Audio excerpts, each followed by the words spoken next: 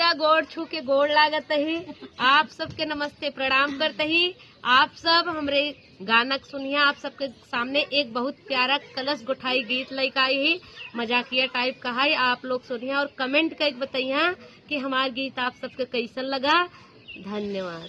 बतावा नदी कलसा गोठबू की नाही, बतावा नदी कलसा गोठबू की नाही, बतावा नदी ने गले भूकी नाही, बतावा नदी ने गले भूकी नाही, बतावा नदी कलसा गोठबू की नाही, बतावा नदी कलसा गोठबू की नाही।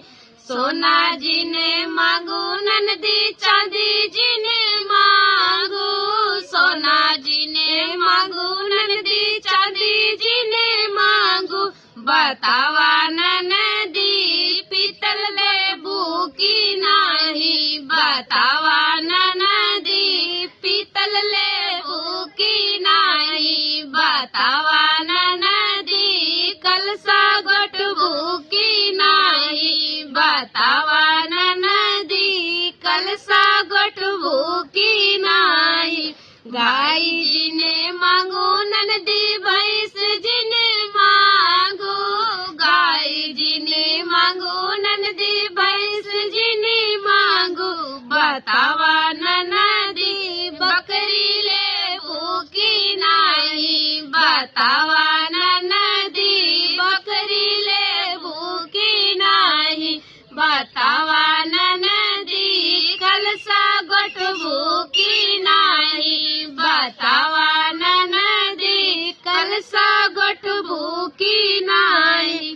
पैसा जिने मांगू नंदी रुपया जिने मांगू, पैसा जिने मांगू नंदी रुपया जिने मांगू, बतावा नदी फोन पे करी की नाही, बतावा नदी फोन पे करी की नाही, बतावा नदी कलसा गोठबू की नाही, बतावा नदी कलसा गोठबू की नाही।